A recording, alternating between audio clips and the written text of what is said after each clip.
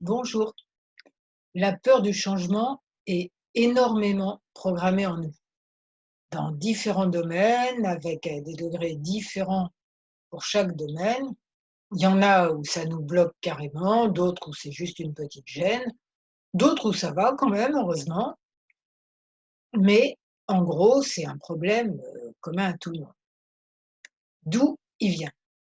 D'abord, en quoi il nous gêne? Il nous empêche de prendre des décisions, première chose, ou il nous freine dans nos décisions. Il nous fait les vivre pas si bien que ça. Pourquoi? Parce que décider quelque chose, c'est changer quelque chose. Et tout ça nous bloque une énergie de fou, quoi. Parce que des décisions, il y en a des grandes, il y en a des petites au quotidien. Qu'est-ce que je fais? Est-ce que je fais ça ou est-ce que je vais regarder la télé? Hein? Bon, OK, le moindre geste, c'est une décision. Si ces décisions se font à travers, des murs invisibles ou des épines de cactus un peu partout, ça nous demande énormément d'énergie chaque fois. Tout ça, c'est plus ou moins inconscient. Donc, c'est un gros, gros blocage qui nous épuise, vraiment, au quotidien, même sans s'en rendre compte forcément, bien sûr. D'où ça vient? Ça vient, comme toujours, de nos programmations et d'une croyance qui est: «Si quelque chose change, ça va être encore pire. Oh, ma vie est pas super, mais elle risque d'être encore pire». Tout ça, c'est des croyances profondes, enfouies. D'où elles viennent? D'une part de notre cerveau reptilien, hein, le dinosaure en nous qui a le même fonctionnement depuis des millénaires, celui de protéger notre corps physique. Donc il se dit: «Là, je suis en vie, tout va bien, on ne change rien». Pour lui, le changement, c'est souvent le danger. Et d'autre part, on a nos programmations émotionnelles qui sont gravées dans le cerveau limbique et qui sont: «Papa et maman sont pas très à l'aise avec le changement, donc ça doit être dangereux, donc ils ont raison. Donc je vais faire pareil». Et même si à la crise d'adolescence, vous avez envoyé tout le monde balader, ou même si maintenant vous dites, bon, vous avez rejeté intellectuellement pas mal du fonctionnement de vos parents, tout ça a créé des mémoires cellulaires, des synapses dans le cerveau qui sont là, sauf si vous les avez enlevées. Pas forcément par un travail sur soi, étiqueté travail sur soi, ça peut être la vie qui vous aide à les enlever, ça peut être vos activités, mais souvent, un travail sur soi est un énorme accélérateur, évidemment. Et l'EFT, je trouve que c'est le meilleur accélérateur que je connaisse à ce niveau-là. Le meilleur déprogrammateur de murs invisibles, de freins, voilà. Donc on va faire un protocole EFT là-dessus, bien sûr. Je me présente d'abord, je suis Claude Canivez, thérapeute EFT et auteur du blog J'aime l'EFT. Vous trouverez plein de renseignements et d'autres protocoles de renseignements sur cette fantastique technique dans la description de la vidéo, donc sous la vidéo, et aussi dans mon blog qui s'appelle J'aime le FT. Alors, on va y aller. Si vous ne connaissez pas le FT, vous faites les mêmes gestes que moi, vous dites la même chose après. Si vous connaissez déjà le FT et que vous avez une routine de gestes à vous, vous faites comme vous voulez, soit votre routine, soit vous essayez la mienne. Ça ne fait pas une différence énorme de mon point de vue. Faites ce qui est bon pour vous. Alors, c'est parti. Même si plein de parties de moi n'ont pas du tout envie de changer,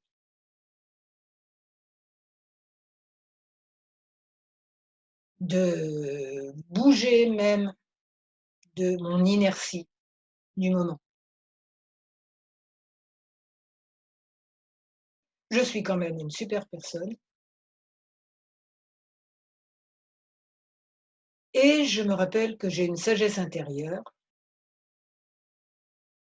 qui pourrait être très utile pour m'aider à prendre les bonnes décisions.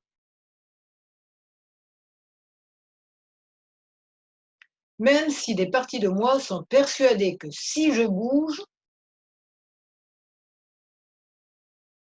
En petit, en grand ou en moyen, ma situation va être encore pire qu'elle n'est maintenant,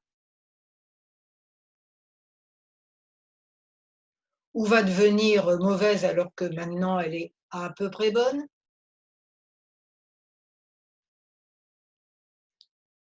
Même si j'ai cette croyance qui équivaut à rouler avec le frein à main,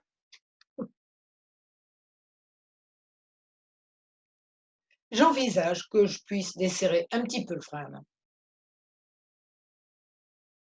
et même beaucoup, et constater progressivement que ça va de mieux en mieux, jusqu'à l'enlever complètement quand je roule, et faire confiance à ma sagesse intérieure pour me guider.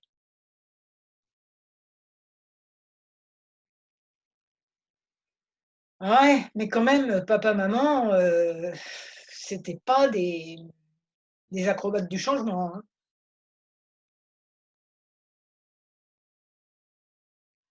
Ils faisaient toujours tout pareil, ou même ils disaient toujours de la même manière qu'ils voulaient que les choses changent. Mais bon, c'était, de l'immobilité dans le désir de changement,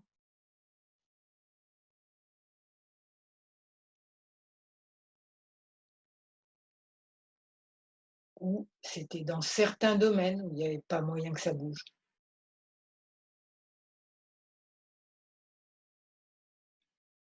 Et beaucoup de mes envies d'expérience et de nouveauté, c'était pas toujours très bien accueilli. Et puis j'ai absorbé leur peur aussi. C'est pas passé par la logique, j'ai absorbé comme une éponge. Pour un petit, ça passe pas toujours par la logique, hein, on est d'accord. Ils font ça, je fais ça.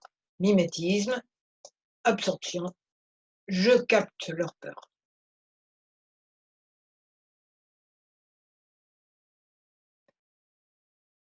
Après, plus grande, je capte leur discours. «Oh là là, faut pas essayer ça. Oh là là, c'est risqué. Oh là là, c'est dangereux. Oh là là, tu vas pas faire ça quand même.» Oh, ils avaient peur de quoi? Moi, je me retrouve avec peur de leur faire peur. Donc, OK, j'absorbe que le changement est dangereux. Et après, on me reproche de ne pas prendre de décision facilement, bien sûr, et de procrastiner. Et je me reproche tout ça toute seule. Ce qui fait des freins supplémentaires, bien sûr. Bon, le bilan est pas très positif de tout ça. Je vais pas me le reprocher, hein. Donc je tapote sous les bras et ensuite c'est sous les seins. Je vais pas me le reprocher en plus quand même, parce que ça serait juste en rajouter. Alors OK, j'ai pataugé pas mal. Je pourrais patauger moins et vérifier que ça améliorera sûrement beaucoup de choses. Peut-être même prendre des petites décisions plus facilement qu'avant. Ouais, parce que dans ma grosse patauge, j'avais oublié que j'avais une sagesse intérieure. Ah, c'est sûr que quand on est occupé à nager, dans les peurs de papa, maman et l'entourage, eh beh, la sagesse intérieure, on la voit pas beaucoup. Pourtant, elle est là. Elle a toujours été là, elle sera toujours là. Et ça, au moins, ça change pas. Ah ouais, En fait, je cherchais une chose qui ne change pas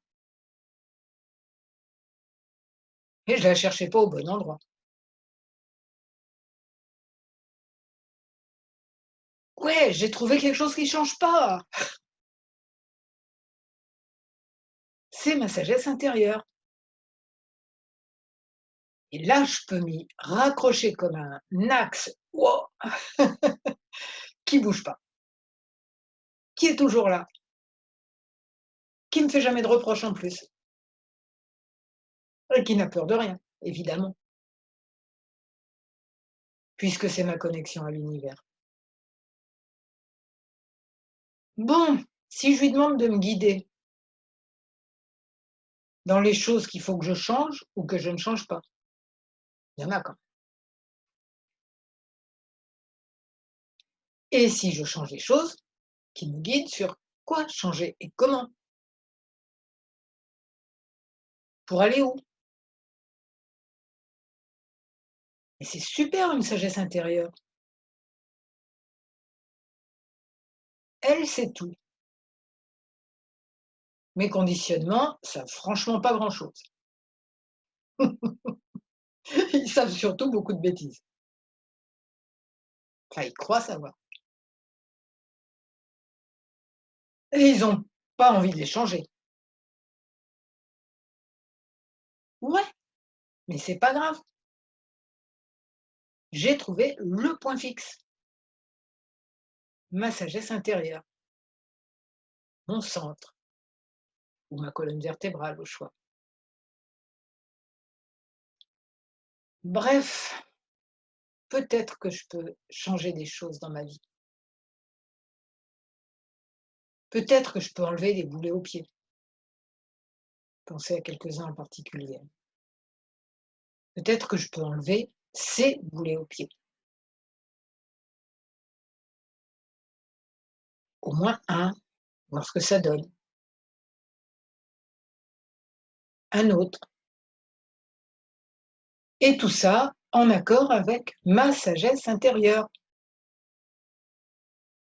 qui est la même que toutes celles de tous les êtres en plus.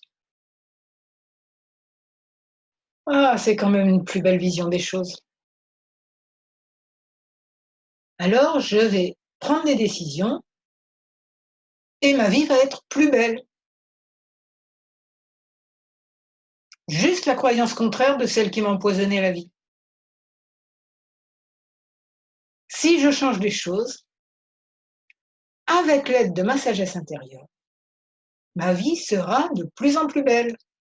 Waouh! Ça y est, j'ai desserré le frein à main et je peux rouler là où je veux, comme je veux, comme je majuscule, c'est-à-dire comme le veut ma sagesse intérieure. Et c'est génial pour moi, pour mon entourage qui va peut-être s'en inspirer et changer volontiers, sait-on jamais, et pour tous les êtres. Voilà, si j'espère que ça vous fera changer en douceur et avec joie. Et si vous avez aimé cette vidéo, vous mettez un j'aime, vous abonnez à ma chaîne YouTube et à la newsletter de mon blog qui s'appelle J'aime le FT. Voilà, 3 changements, pas des gros quand même, mais ils peuvent vous apporter. Enfin, je travaille pour ça. Voilà, voilà, je vous souhaite beaucoup de bonheur et je vous remercie.